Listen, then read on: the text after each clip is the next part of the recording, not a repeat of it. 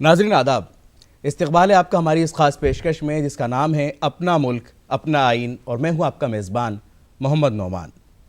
नाज़रीन, आज की इस खास पेशकश में हम बात करेंगे उस कानून की जिसका ताल्लुक़ है आपकी और हमारी सेहत से और हमारे इलाज से, और वो है ड्रग्स एंड कॉस्मेटिक्स एक्ट 1940। आखिर क्या है ये कानून, क्यों बना और क्या है इसके अहम पॉइंट्स, इन सब को जानने की कोशिश करेंगे। और इस पर रोशनी डालने के लिए हमारे साथ स्टूडियो में आज मौजूद हैं दो खास मेहमान। हमारे साथ हैं सुप्रीम कोर्ट के मारूफ वकील जनाब डी.के. शर्मा साहब, और हमारे दूसरे खास मेहमान हैं Delhi pharmaceutical science and research university के वाइस चांसलर जनाब रमेश कुमार गोयल साहब। आप दोनों का हमारी इस खास पेशकश में बहुत बहुत इस्तकबाल है। रमेश कुमार सर, जब हम बात करते हैं ड्रग्स एंड कॉस्मेटिक्स एक्ट की, जिसको हम 1940 एक्ट के नाम से जानते हैं, आखिर क्यों ज़रूरत पड़ी, क्या कुछ वजूहात थी कि ये कानून बनाया गया?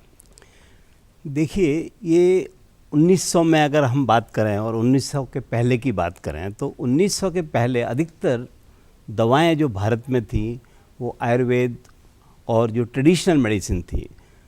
1901 में 1901 में बंगाल केमिकल शुरू हुई, उसके बाद में एलेम्बिक फार्मास्यूटिकल्स आए। तो इस तरह से पहली बार कोई मॉडर्न मेडिसिन बनाने की प्रक्रिया शुरू हुई। उससे पहले दवाएं इंपोर्ट होती थी, विदेशों से आती थी।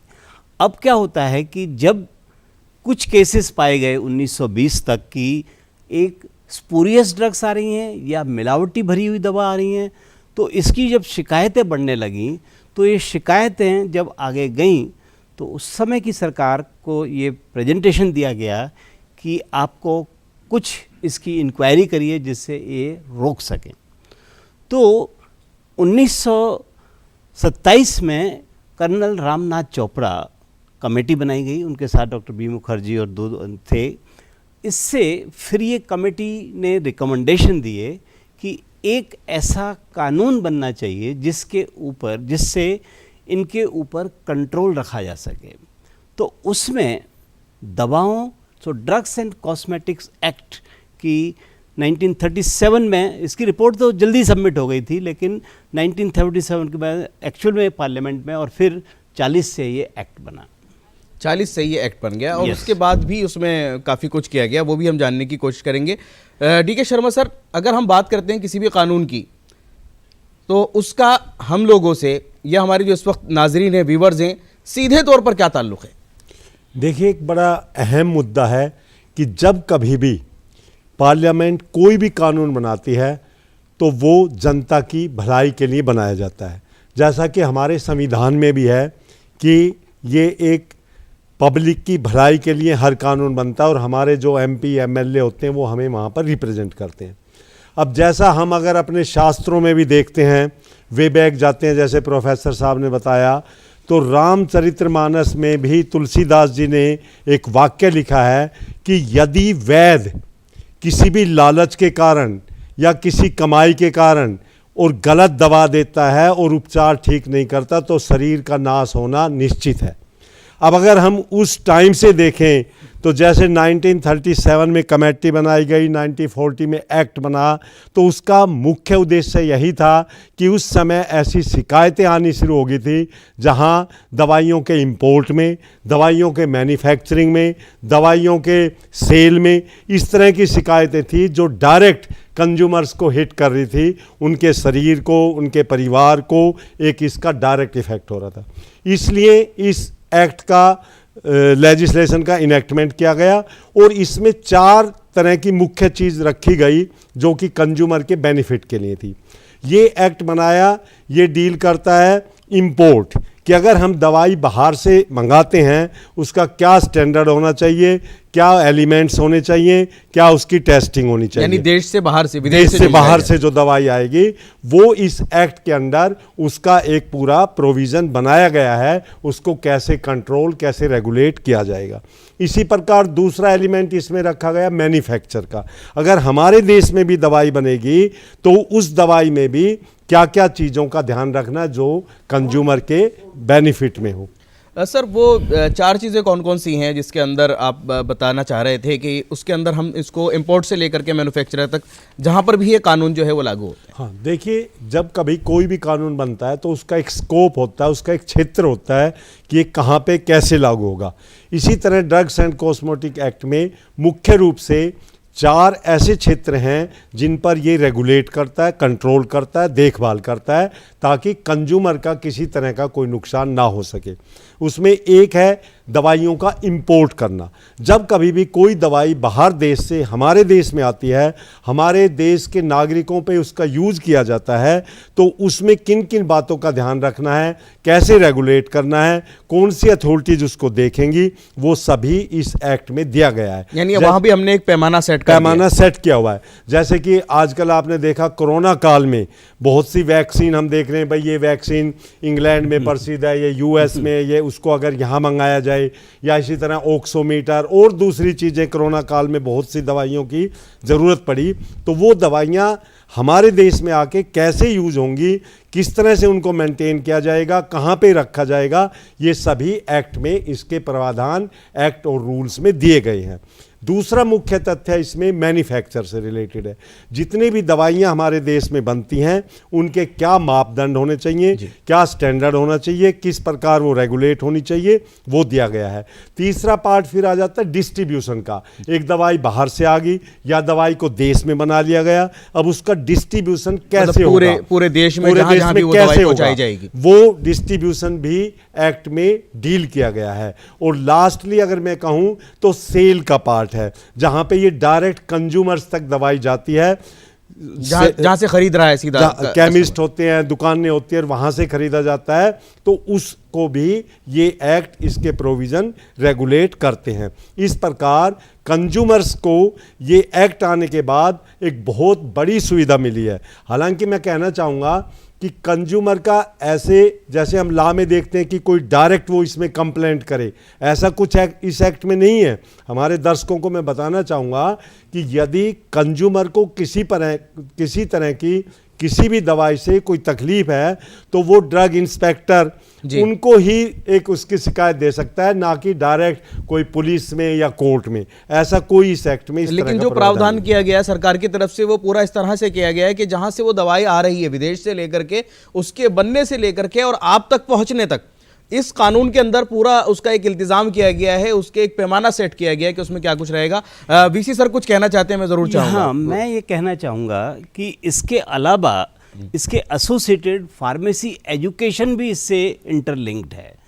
उसके अलावा नई दवाएं जब बनाएंगी या नई दवाएं आएंगी, तो उसका भी रेगुलेशन, जो ड्रग्स पेटेंट एक्ट भी इसके साथ इंटरमिंगल हुआ है। और अब क्या हुआ है कि जब जैसे जैसे नई नई दवाएं आई हैं, तो एडवर्स इफ़ेक्ट जो इस इफ़ेक्ट नहीं होने चाहिए वो आने लगे। तो उसके लिए उसका भी एक एडवर्स ड्रग रिएक्शन मॉनिटरिंग, उनका भी एक मॉनिटरिंग हो और उसका डेटा बने, उसका भी प्रावधान अब शुरू हुआ, जिसको बोलते हैं फार्मेको विजिलेंस। उसका भी प्रावधान, पर ये एसोसिएटेड कर दी गई हैं, लेकिन है एक उसका अभिन्न अंग।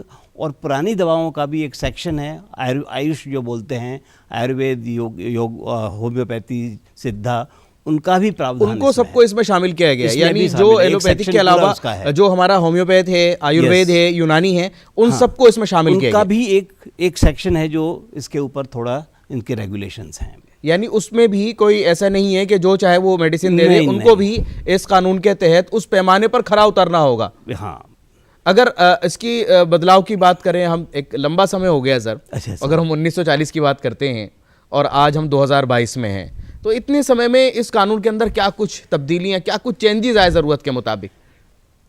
मैं ये कहना चाहूँगा कि ये drug and pharmaceutical industry, drugs इतनी ज़्यादा हैवीली रेगुलेटेड है कि अगर आप साइट खोलें CDSCO की, तो हर महीने 4 से 5 अमेंडमेंट आपको दिखेंगे। ये है। इसके अलावा जैसे दवाओं की बात करें, तो हम एक जो बड़ा एक कंपोनेंट था, पॉइजन एक्ट हुआ करता था पहले 1919 में। वो पॉइजन एक्ट एक हैबिट फॉर्मिंग ड्रग्स, जो साइकोट्रॉपिक ड्रग्स, उसका भी बनाता। तो इस ड्रग्स एंड कॉस्मेटिक्स एक्ट में एक प्रावधान है शेड्यूल एक्स, और उस शेड्यूल एक्स को 1982 में अमेंड किया गया जिसकी जगह की प्रिस्क्रिप्शन की कॉपी उस दुकानदार को भी रखनी पड़ेगी। दूसरा, जैसे मैंने बताया कि एजुकेशन इसमें इंटरलिंक कर दिया गया है। इसका मतलब कि जो दवाएं आप बिना एक रजिस्टर्ड फार्मासिस्ट से आप नहीं ले सकते, उसका भी प्रावधान इसमें है। अगर कोई इंस्पेक्टर देखे कि इस दुकान में फार्मासिस्ट के बिना चल रहा है, वो परमिटेड नहीं है। तो इस तरह से अब नई दवाओं की बात करें तो नई दवाओं में तो इतने, अगर आप 2013 से 17 तक की आप देखोगे तो इतने ज़्यादा कानून में और रूल्स में बदलाव आया है कि आज की तारीख में दुनिया की एक स्ट्रिक्ट रेगुलेशन है तो इंडिया की है, जिसमें एक, जैसे अगर आपने क्लिनिकल ट्रायल चल रही है, किसी पेशेंट को शुरुआत, नई दवा है, क्या हो सकता है, तो किसी को कुछ हो गया, जो हो संभव हो सकता संभव है। अगर आप दवा का ट्रायल कर रहे हैं तो उसके अंदर नफा नुकसान दोनों होना है, तो उसको कंपेंसेशन का फॉर्मूला हमारी इंडिया की भारत की सरकार ने जो दिया है वो बहुत आम नहीं। मतलब अगर किसी व्यक्ति पर ट्रायल हो रहा है और अगर उसको कुछ नुकसान हो जाता है तो आपको कंपनसेशन उसको देना होगा। उसका ये हमारी सरकार ने एक फार्मूला दिया है, बहुत अच्छी बात है। अच्छा सर, आपने एक बड़ी अच्छी बात कही, आपने भी अपनी बातचीत में ड्रग इंस्पेक्टर का जिक्र किया और शर्मा जी ने भी किया था। आखिर ये ड्रग इंस्पेक्टर जो है ये क्या होता है, इसका क्या रोल है इस कानून के अंदर? देखिए, कोई भी कानून बनता है तो उसको इम्प्लीमेंटेशन के लिए कुछ अथॉरिटीज़ होती हैं। ज़्यादातर जो कानून में पीनल प्रोविजंस होते हैं उसमें डायरेक्ट एग्रीव्ड पार्टी पुलिस में या कोर्ट में जाके अपनी ग्रीवेंसेस का रिड्रेसल करा सकती है। लेकिन कुछ एक्ट ऐसे होते हैं जिनमें डायरेक्ट पुलिस के इंटरफेरेंस को दूर रखा गया है और एक क्वालिफाइड टेक्निकल या लीगल पर्सन जिसकी नॉलेज उसके बारे में हो उसको ग्रीवेंसेस को रिड्रेस करने का अधिकार दिया गया है। जैसे कि हम बहुत से एक्ट देखते हैं, आमतौर पर 138 का चेक डिसऑनर का है, आप डायरेक्ट पुलिस में नहीं जा सकते, आपको कोर्ट में जाके कंप्लेंट डालनी होती है। इसी तरह ड्रग्स एंड कॉस्मेटिक एक्ट में अगर आप देखते हैं कि कोई दवाई सब स्टैंडर्ड की है, किसी तरह का दवाई में कोई जो मापदंड प्रेस्क्राइब है उसके हिसाब से नहीं है, तो ड्रग इंस्पेक्टर सीआरपीसी के सेक्शन 190 के अनुसार और ड्रग्स एंड कॉस्मेटिक एक्ट के सेक्शन 32 के अनुसार मजिस्ट्रेट को एक कंप्लेंट देता है जिसमें वो डिटेल लिखता है कि इस कारण से इन शर्तों का, इन नियम का उल्लंघन हुआ है और मैन्युफैक्चरर के खिलाफ या डिस्ट्रीब्यूटर के खिलाफ ये एक्शन लिया जाए। जहाँ तक एक कंज्यूमर होता है, वो कंज्यूमर अगर एग्रीव्ड है तो वो जो ड्रग इंस्पेक्टर एक्ट के अंदर, रूल्स के अंदर अपॉइंट किया गया है, वो अपनी कंप्लेंट उसको दे सकता है। कैसे देगा सर? एक ड्रग इंस्पेक्टर और एक कॉमन मैन जो एक दवा खरीद रहा है और उसको लगा कि इसके अंदर कहीं ना कहीं कुछ गड़बड़ है, वो कैसे ड्रग इंस्पेक्टर से राब्ता करेगा, कैसे जुड़ेगा? जी, आपका बहुत ही अच्छा सवाल है कि ड्रग्स एक्ट के अंदर ऐसा कहीं कोई सेक्शन नहीं है जिसमें कंज्यूमर डायरेक्ट कोई एक्शन कर सके। अगर वो करता है तो कंज्यूमर कोर्ट के अंदर जा सकता है या पुलिस में अगर उसको कोई वो ये सिद्ध कर सकता है कि मुझे ये ड्रग लेने से इस तरह का नुकसान हुआ है, तो चीटिंग का या अपना किसी तरह के बॉडीली हार्म का वो कंप्लेंट कर सकता है। लेकिन हर एरिया में जो ड्रग इंस्पेक्टर हैं और अगर कंज्यूमर को ये पता लगता है कि इस ड्रग में सब स्टैंडर्ड है, डुप्लीकेट है, ये केमिस्ट जो सेलर है ठीक दवाई नहीं बेच रहा है, तो वो अपने एरिया के ड्रग इंस्पेक्टर को उस सेलर की कंप्लेंट कर सकता है कि मैंने इस सेलर से ये दवाई ली और इस दवाई में ये, अगर उसको उस चीज़ की टेक्निकल नॉलेज है तो इस दवाई में ये सब स्टैंडर्ड है, ये चीज़ ठीक नहीं है, ये डुप्लीकेट है, तो जो ड्रग इंस्पेक्टर है वो इमीडिएटली एक्शन लेगा और वहाँ पे उस सेलर की उसको सीज कर सकता है, उसकी सारी दवाइयों को अपने पोजेशन में ले सकता है और वो फिर लेबोरेटरी में जांच के बाद एप्रोप्रिएट कंप्लेंट कंसर्न कोर्ट में कर सकता है और उसके ऊपर फिर एक्शन लिया जा सकता है। सर, आपने एरिया की बात कही, बीसी सर कितना एरिया होता है एक इंस्पेक्टर के दायरे में? ये एक्चुअली इंस्पेक्टर के दायरे में अलग अलग तरह के दिए गए हैं। अब कुछ, एक जैसे आपने इम्पोर्ट की बात है, अब इम्पोर्ट दवाएं तो वहाँ कस्टम के थ्रू पास होती हैं। अब वो कस्टम इंस्पेक्टर को तो समझ में नहीं आएगा कि इसमें क्या है, कोई दवा जो नहीं आनी चाहिए वो अगर आ गई तो एक इंस्पेक्टर उसके लिए भी अलग से वहाँ पर डेप्यूट किया जाता है, लेकिन उसका कार्य क्षेत्र बहुत बड़ा है। अभी ड्रग इंस्पेक्टर्स की बात करें तो ड्रग इंस्पेक्टर का कई जगह अलग अलग तरह के काम है। दुकानों पे कंज्यूमर को डायरेक्ट देखना, कि दुकानों पे डायरेक्ट वो देख सकता है कि ये शेड्यूल एच ड्रग है या कोई जो ड्रग है जो बिना प्रिस्क्रिप्शन के नहीं दी जानी चाहिए वो दी जा रही है, तो वो जा सकता है। दूसरी तरफ मैन्युफैक्चरिंग यूनिट पे जा सकता है। अगर सपोज ये हिमाचल प्रदेश में भी अचानक एक बीच में, यानी पहले ज़्यादा इंडस्ट्रीज़ नहीं थी, अब जब ज़्यादा इंडस्ट्रीज आ गई हैं तो वहाँ पर इंडस्ट्रीज़ में जाके मैन्युफैक्चरिंग की सुपरविजन करना ये काम हो जाता है। तो वो क्षेत्र के अलावा जो इम्पोर्टेंट है कि उसमें काम कितना है वहाँ पर। और फिर ड्रग लाइसेंसिंग इटसेल्फ अपना एक अलग काम है कि ड्रग लाइसेंस के समय वो सारे पेपर को चेक करना, उनके डेटा जो आए उनको तो चेक सर ये करना। क्या बाकायदा इसके लिए किसी कोई बॉडी बनाई गई है जो इसको गवर्न करती है क्या? कौन इसको किस वो तरह से गवर्न किया जाता है? CDSCO है, जो भारत की जो बॉडी है वो है CDSCO। यूएस में US food and drug administration है। पहले ये drug controller general of India office गिनी जाती थी, उसका नाम बदल दिया गया central drugs control and supervision, CDSCO वो इसको गवर्न करती है। ऑर्गेनाइजेशन वो है, उस सब वो टॉप है, वो मिनिस्ट्री ऑफ हेल्थ के अंडर में है।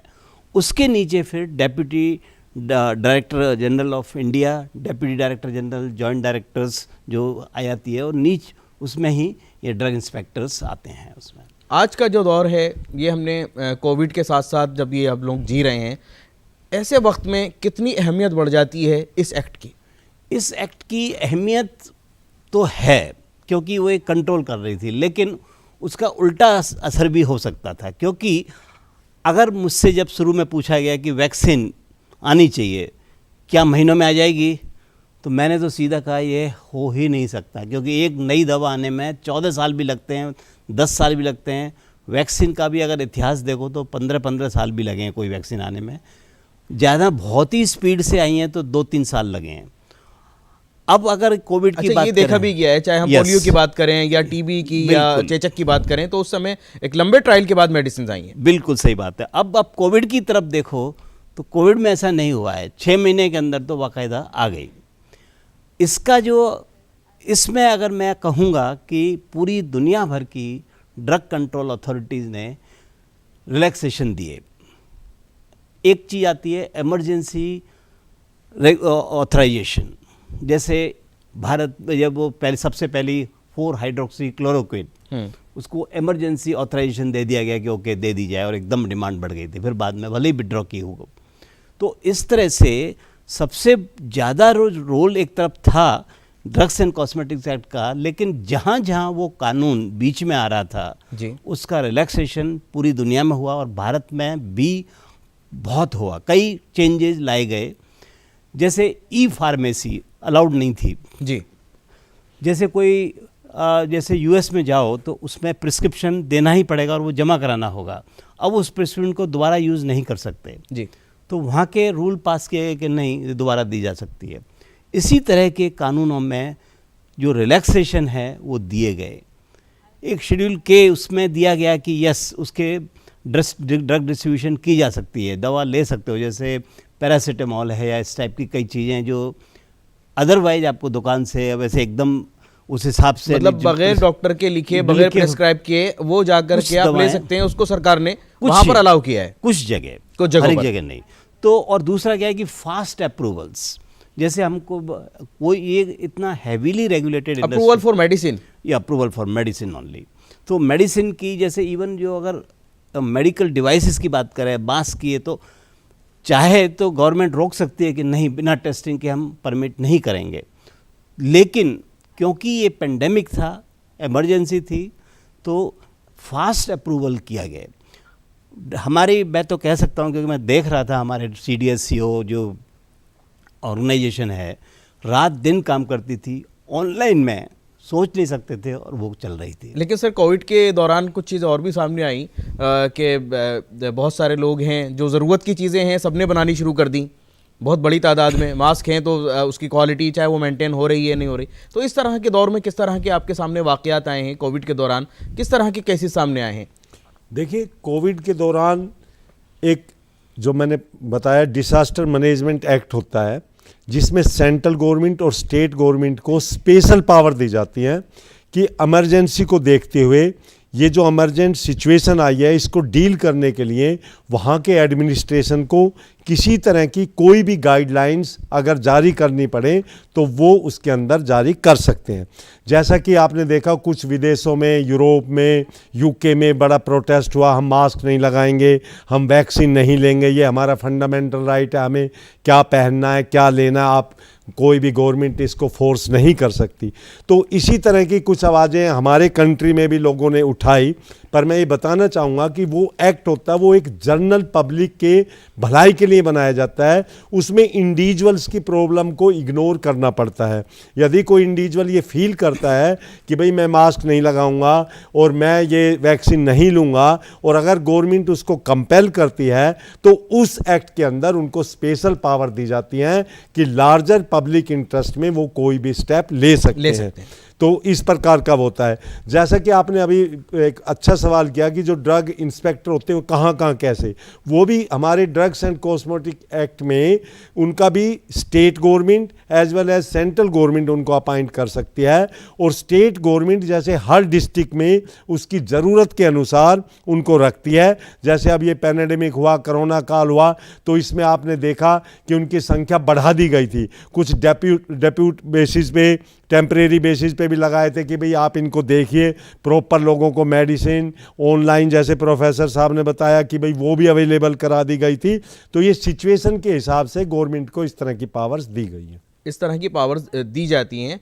अगर कोई दवा बना रहा है इस देश में हमारे, तो उसके लिए क्या कुछ पैमाना, क्या कुछ शर्तें तय की गई हैं इस कानून के तहत? इसमें बहुत शर्तें तो हैं ही। शेड्यूल टी जैसे इसका मैन्युफैक्चरिंग, गुड मैन्युफैक्चरिंग प्रैक्टिसेस का भी होना ज़रूरी है। गुड मैन्युफैक्चरिंग प्रैक्टिसेस में जैसे एरिया से लेकर के कितना एरिया ज़रूरी है, जो कंडीशन मेंटेन करनी चाहिए, हाइजीनिक कंडीशन, वो भी ज़रूरी हैं। तो बाकायदा ये वेल डिफाइंड है, और उसमें चाहे वो आयुर्वेदिक ड्रग हो या कोई और हो, उसमें आप कंप्रोमाइज़ नहीं कर सकते। कोविड पीरियड में भी इस तरह की कंप्रोमाइज़ कोई कानून ने उसमें नहीं दी। हाँ, फैसिलिटेट जरूर किया है, जैसा हमारे शर्मा जी ने बताया, ऑनरेबल ने, ये भलाई के लिए है।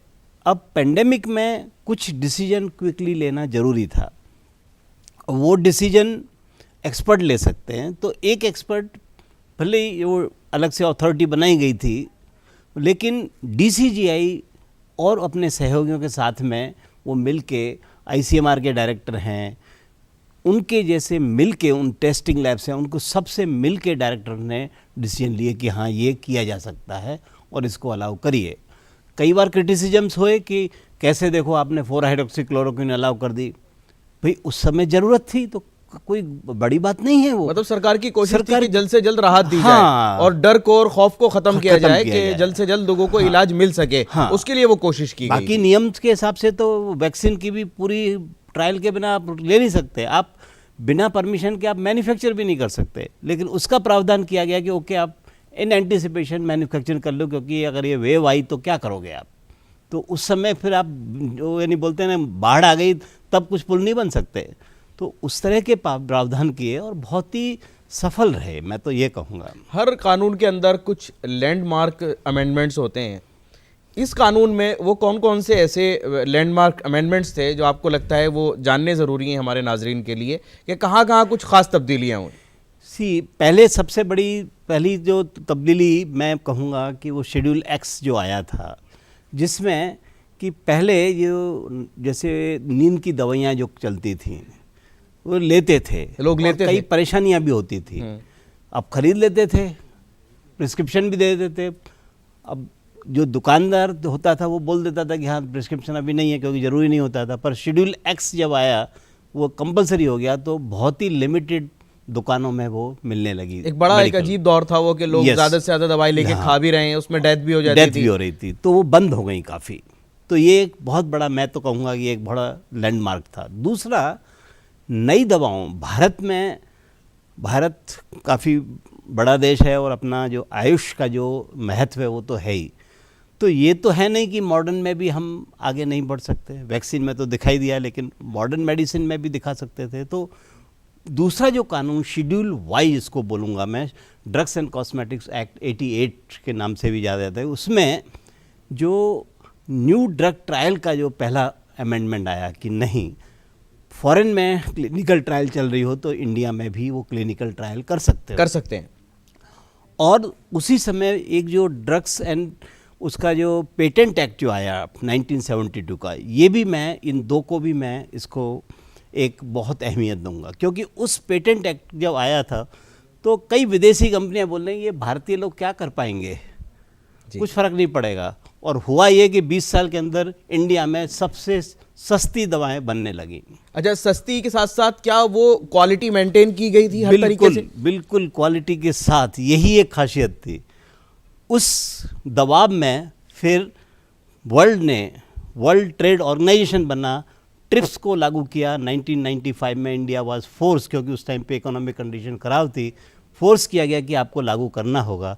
और 10 साल का ग्रेस पीरियड देते हुए 2005 में उसको लागू किया कि अब वो पहले प्रोसेस पेटेंट होता था, अब वो प्रोडक्ट पेटेंट होगा। यानी पहले आप वो दवा की अगर उसका रूट अलग बना लेते हो, सस्ता रूट बना देते हो, तो आपको पेटेंट मिल जाएगा। वो चीज़ खत्म की गई और 2005 से ये चैलेंज दिया उसको प्रोडक्ट को पेटेंट किया जाए। प्रोडक्ट को पेटेंट किया। बहुत खूब। यानी ना सिर्फ इतना बड़ा देश होने के साथ साथ हमने अपने आयुर्वेद को और अपनी जो पुरानी पद्धति थी, पुराने तरीक़े इलाज थे, उनको हमने आगे लेकर के गए। हमने मॉडर्न ज़माने के साथ तरक्की करते हुए, मॉडर्न साइंस के साथ साथ एक अपनी जो दवाइयों का एक पूरा क्षेत्र था उसमें भी काफ़ी हमने तरक्की की है। ये सबसे अहम बात है और एक बड़ा एक्ट है। इसके ऊपर मुझे नहीं लगता कि हम अभी बहुत ज़्यादा हमें वक्त चाहिए अभी बात करने के लिए। आज का हमारे पास जो वक्त कम है, इसलिए आज के प्रोग्राम को हमें यही मुकम्मल करना होगा। लेकिन हम इसके जो अहम पॉइंट्स हैं उन पर आगे भी अगली पेशकश में ज़रूर डिस्कस करेंगे, उस पर भी रोशनी डालेंगे। आज की इस पेशकश से ज़रूर आपने कुछ ना कुछ फ़ायदा हासिल किया होगा। अगले प्रोग्राम में हम फिर इससे मुताल्लिक और भी जो अहम पॉइंट्स हैं उन पर बातचीत करेंगे। आज की इस पेशकश में मैं अपने दोनों मेहमानों से यही इजाज़त चाहूँगा और इस पेशकश को हम यही मुकम्मल करेंगे। इसके ताल्लुक से आप अपने राय मशवरे हमें भेज सकते हैं। हमारा ईमेल आईडी है apnaMulk@gmail.com। आप सोशल मीडिया पर भी हमारे साथ जुड़ सकते हैं। इस खास पेशकश में हमें आज यहीं दे दीजिए इजाज़त। खुदा हाफ़िज़।